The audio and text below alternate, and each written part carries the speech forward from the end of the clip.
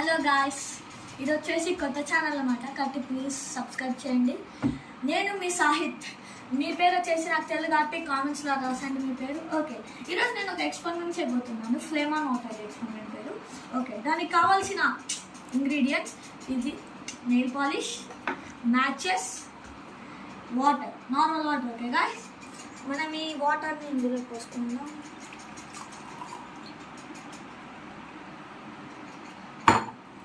Okay guys, దీని మీద nail polish చేసుకుందాం అన్నమాట.